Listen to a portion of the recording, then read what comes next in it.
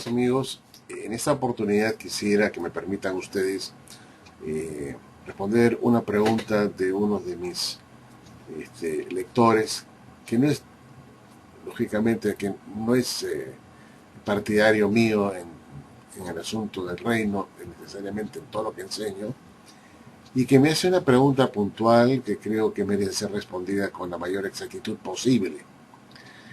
Él me dice o me pregunta lo siguiente: apologista, tú dices que eres ungido. ¿Cuándo recibiste ese ungimiento? ¿Cómo sabes que ciertamente, sin ninguna duda, lo recibiste? ¿Qué pruebas tienes de que fuiste ungido con Espíritu Santo? ¿Qué sentiste? ¿Qué te convenció de que en ese momento fuiste ungido o fuiste ungido? Es una pregunta interesante, porque he venido enseñando yo que los cristianos son personas que han recibido el Espíritu Santo por la conversión. Y este Espíritu Santo los ha hecho hijos de Dios. Y este Espíritu Santo, según Hechos 2:38, se recibe por el arrepentimiento y el bautismo. Uno se arrepiente, se bautiza y luego recibe uno el don del Espíritu Santo. Este don del Espíritu Santo le ayuda al cristiano a tener poder, fuerza y también para recordar todas las cosas que el Señor le ha enseñado. De tal modo que no se puede concebir un cristiano, un creyente renacido por agua y espíritu, que no tenga el Espíritu Santo. Cuando todo cristiano se bautiza, como también Jesús se bautizó, ¿qué es lo que ocurre? Después del bautismo baja el Espíritu Santo. En el caso del bautismo de Jesús bajó en forma de paloma y le dijo: este es mi hijo amado a quien tengo yo complacencia. Igual ocurre con el bautismo de los creyentes. Cuando uno es bautizado, uno indudablemente, aunque no ve la paloma que desciende, también es cierto que nos convertimos en hijos de Dios. Somos nuevas criaturas y recibimos su espíritu, el espíritu de adopción. Y es importante tener el Espíritu de Dios por una razón muy sencilla. En realidad hay varias razones, pero voy a decir la primera razón más importante a mi juicio. En Romanos 8:11 dice el apóstol Pablo lo siguiente: y si el Espíritu de aquel que levantó de los muertos a Jesús mora en vosotros, el que levantó de los muertos a Cristo Jesús vivificará también vuestros cuerpos mortales por su Espíritu que mora en vosotros. Porque si vivís conforme a la carne, moriréis, mas si por el Espíritu hacéis morir las obras de la carne, viviréis.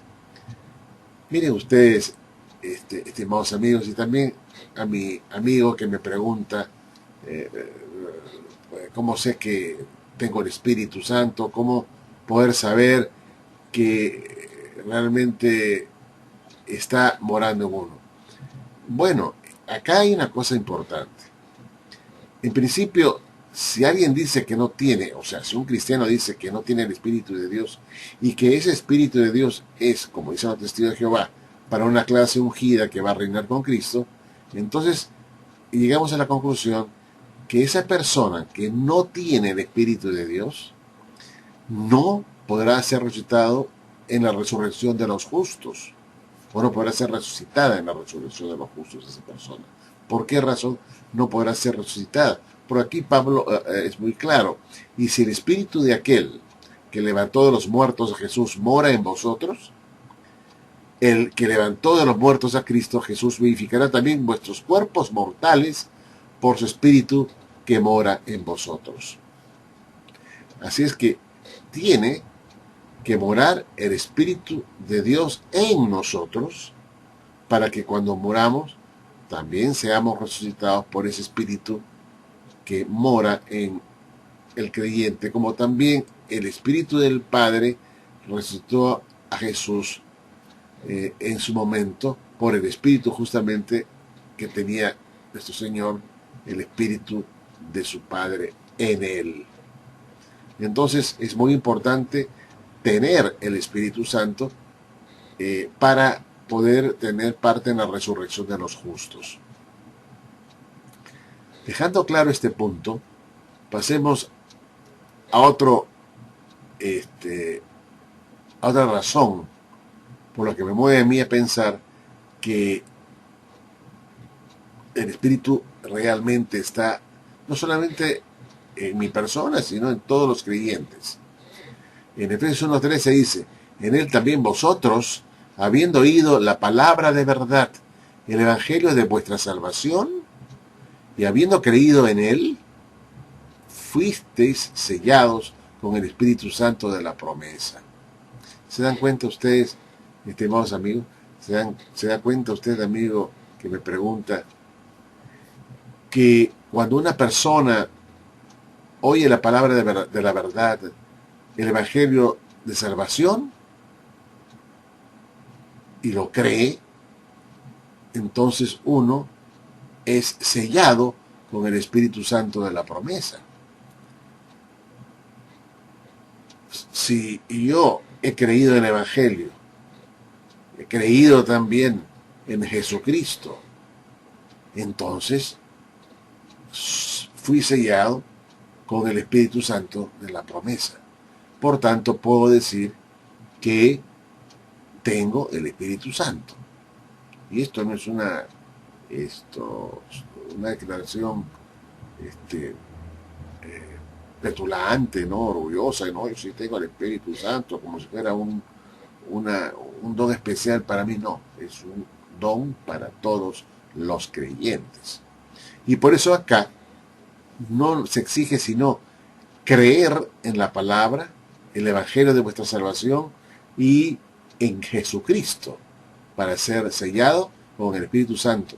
Es decir, ese sellamiento hace que uno sea después un hijo de Dios y pueda heredar el reino de Dios. Entonces, el Espíritu Santo que nos ha sellado, que nos ha ungido, nos ha hecho pues que seamos como Jesús, que también fue ungido por el Espíritu Santo.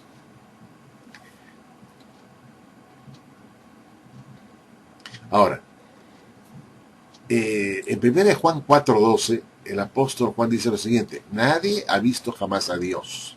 Si nos amamos unos a otros, Dios permanece en nosotros, y su amor se ha perfeccionado en nosotros. En esto conocemos que permanece en Él y Él en nosotros. En esto conocemos que permanecemos en Él y Él en nosotros, en que nos ha dado de su Espíritu. Es decir, nosotros cuando amamos a nuestros hermanos, cuando nos amamos mutuamente, Dios permanece en nosotros y su amor se ha perfeccionado en nosotros. Esto lo dice el apóstol Juan. Y en esto conocemos que permanecemos en Él y Él en nosotros, en que nos ha dado de su Espíritu. Entonces, ¿cómo sabemos que Dios está en nosotros y nosotros en Él? Por el Espíritu que nos ha dado. Y estamos en Él toda vez y en todo momento que ponemos en práctica el amor mutuo entre los hermanos. Entonces Dios permanece en nosotros y estamos convencidos de eso por el Espíritu que nos ha dado. En Hechos 5:32 dice: y nosotros somos testigos suyos, dice los apóstoles, Pedro y los apóstoles, y nosotros somos testigos suyos de estas cosas, y también el Espíritu Santo, el cual ha dado Dios a los que le obedecen. El Espíritu Santo es para los que le obedecen. No es para una clase ungida, celestial, que va a gobernar con Cristo los cielos, como dicen los testigos. No. El Espíritu Santo lo ha dado Dios a los que le obedecen. Si tú, estimado hermano, dudas de tener el Espíritu o afirmas que tú no tienes el ungimiento del Espíritu, entonces debo concluir que no estás obedeciendo a Dios. Y eso es muy grave, porque si no lo obedeces, bueno, ya sabemos cuál es el destino de los desobedientes. Entonces, para poder nosotros recibir el Espíritu Santo, se requiere obedecer a Dios. Y eso se espera justamente de todos aquellos que van a ser salvos, ¿no? Que obedezcan a Dios. En 1 de Juan 3:24,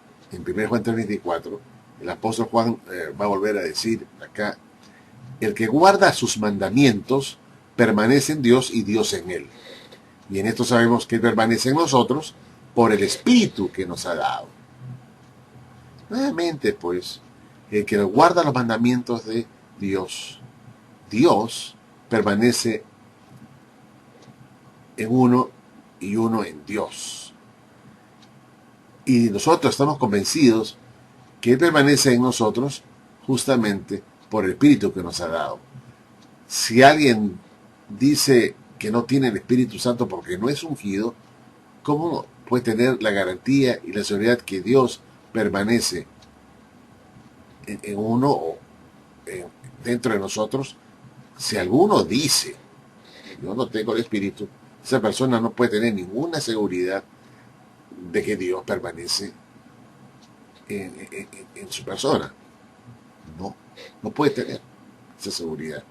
Solamente se puede tener esa seguridad por el Espíritu que nos ha dado, y que nos ha dado a todos los que obedecen. Entonces, cuando uno obedece al Señor, uno está consciente que está andando en sintonía con Dios, que está en buenas relaciones con Dios, y ese Espíritu nos convence de estar en camino correcto, y por tanto podemos concluir, no con toda confianza, que Dios permanece en nosotros. También, si nosotros leemos acá en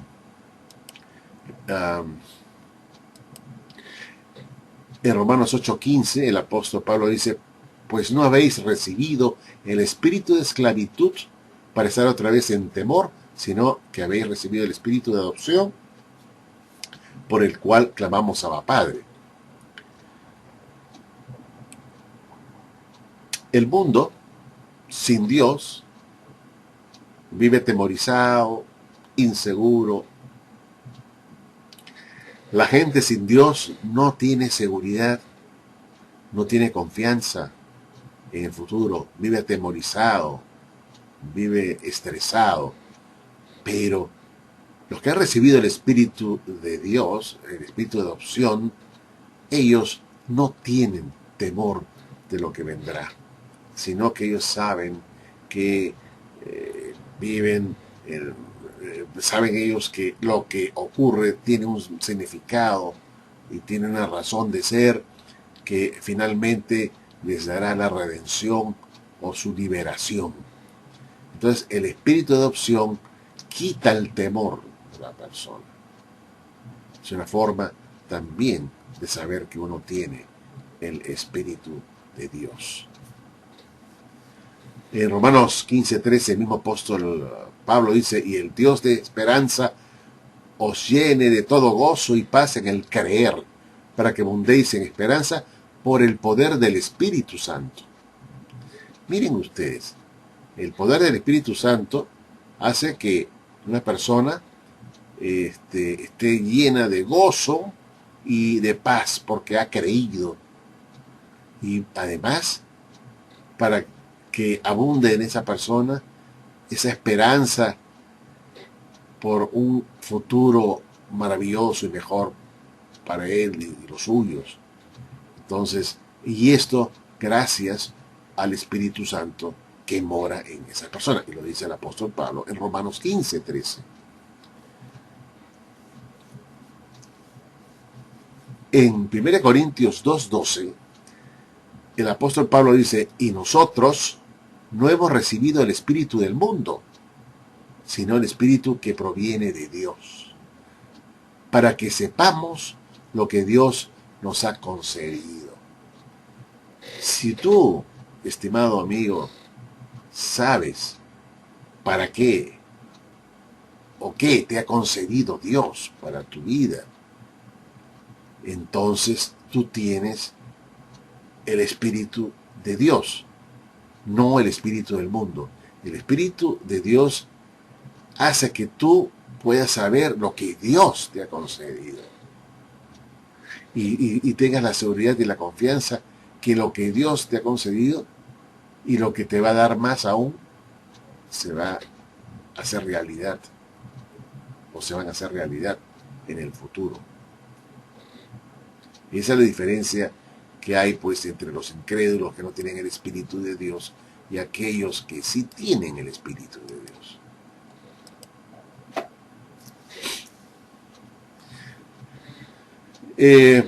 Cuando vamos nosotros a Gálatas capítulo 3, dice el apóstol Pablo, en esto solo quiero saber de vosotros. ¿Recibisteis el Espíritu por las obras de la ley o por el oír con fe? Entonces vean ustedes que el Espíritu de Dios se recibe por oír con fe, oír el mensaje, creer en Jesucristo con fe. Así es pues que el Espíritu de Dios se recibe por la fe. Si tú eres un hombre de fe en el Señor Jesús, en su Padre, en las promesas que nos han dado ellos, entonces es porque el Espíritu Santo está en uno, si uno realmente cree, ¿no? Por fe en lo que Dios ha prometido, entonces uno tiene el Espíritu de Dios. Luego en Gálatas 5:22 dice, mas el fruto del Espíritu es amor, gozo, paz, paciencia, benignidad, bondad, fe,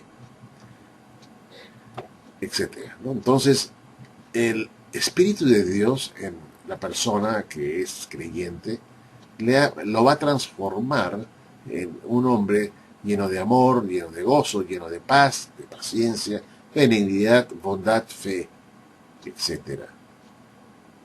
Es el cambio que se produce en la persona por tener el Espíritu del Señor dentro de él. Entonces, no es que uno escuche una voz y uno pueda decir, no, escuché una voz que me dice, tú eres ungido, que tú tienes el Espíritu Santo. No, es una manifestación es una manifestación exterior de lo que ocurre en lo interior, que es justamente una transformación de nuestra vida pasada, que era corrupta, carnal, a una vida espiritual, a la semejanza del Señor Jesucristo. Entonces, bajo esa óptica uno entiende que uno posee el Espíritu del Señor toda vez que uno se da cuenta que va cambiando y se va moldando más al modelo y al ejemplo de Jesús, y que uno empieza pues a dar frutos realmente espirituales y ya no carnales. Entonces es una forma de estar seguros que tenemos el Espíritu del Señor. Es decir, pasamos de ser tinieblas y nos convertimos en luz, la luz del mundo.